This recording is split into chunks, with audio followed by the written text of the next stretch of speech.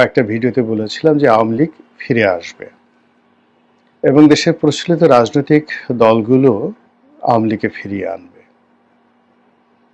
আমি অনুমান করেছিলাম যে আওয়ামী লীগের সঙ্গে জামাতের একটা বন্ধন তৈরি হবে এবং জামাতের একটা গ্রিন সিগন্যাল থাকবে, সঙ্গে সঙ্গে সরকারেরও গ্রিন সিগন্যাল থাকবে এবং সেটা নিয়ে আওয়ামী লীগ মাঠে নামবে।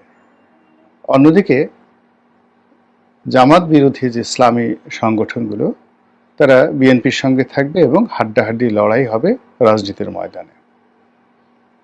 এখন পুরো বিষয়টা এলোমেলো হয়ে গেছে।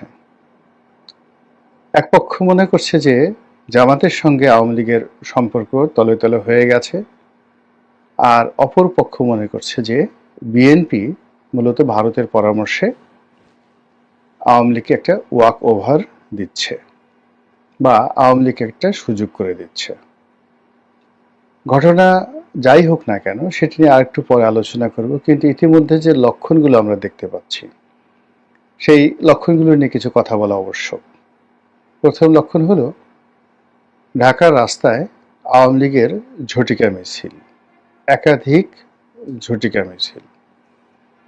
গোপালগঞ্জে বঙ্গবন্ধুর মাজারকে কেন্দ্র করে সেখানে বিপুল সংখ্যক নেতাকর্মীর শপথ গ্রহণ এবং পুরো গোপালগঞ্জ জেলা সেই আওয়ামী লীগের পতনের পর থেকেই ব্যতিক্রমী আচরণ করছে।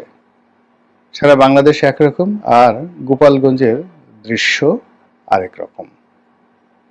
এবং এখন এই বাস্তবতায় বাংলাদেশে যে সকল এলাকাতে আওয়ামী লীগের প্রাধান্য রয়েছে এবং যে সকল এলাকার সংসদ সদস্য যারা দুর্নীতি কম করেছেন বা করেননি, সে সকল এলাকা রীতিমতো এখনো পর্যন্ত আওয়ামী লীগের কর্তৃত্বে রয়েছে, নিয়ন্ত্রণে রয়েছে। তারা চাঁদাবাজি করছে না, চাঁদাবাজি অন্য লোক দিয়ে করাচ্ছে, কিন্তু পর্দার আড়ালে থেকে পুরো সামাজিক যে সংহতি, সেই সংহতিতে আওয়ামী লীগের যে অবস্থান সেটি তারা ধরে রেখেছেন। সবচেয়ে আওয়ামী বিরোধী শক্তিদের জন্য দুঃসংবাদ হলো আওয়ামী লীগের সহায় সম্পত্তি দখল করে যারা এতদিন লুটপাট করে আসছিলেন তাদের জন্য দুঃসংবাদ হলো যে কিছু কিছু জায়গাতে আওয়ামী লীগের নেতাকর্মীরা রুখে দাঁড়িয়েছেন।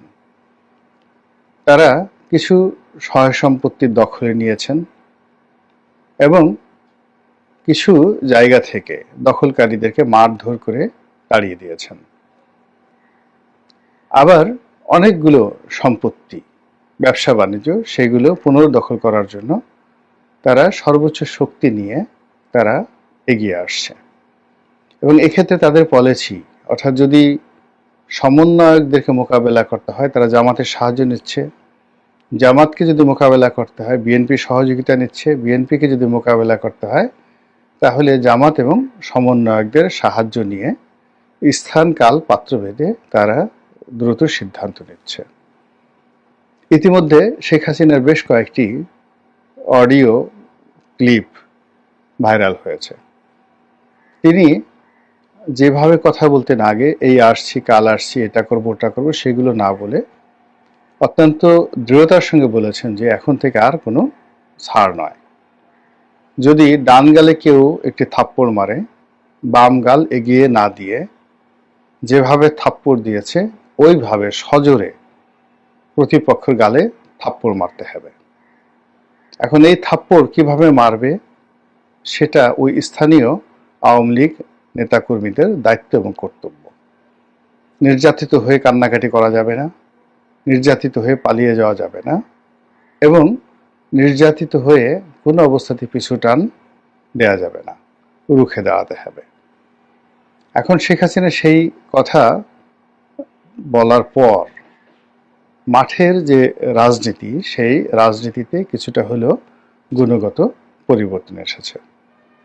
আমরা দেখেছি যে সাবেক পররাষ্ট্রমন্ত্রী প্লাস সাবেক তথ্যমন্ত্রী ডক্টর হাসান মাহমুদ, যিনি খুবই আলোচিত ছিলেন, খুবই সমালোচিত ছিলেন তার জমানাতে, সেই মানুষটির গ্রামের বাড়ি চট্টগ্রামের, তাদের যে গ্রামের বাড়ি, সেই গ্রামের বাড়ি বেদখল হয়েছিল এবং তিনি প্রবাসে আছেন, সুইডেনে আছেন, এটা আমরা সবাই জানি।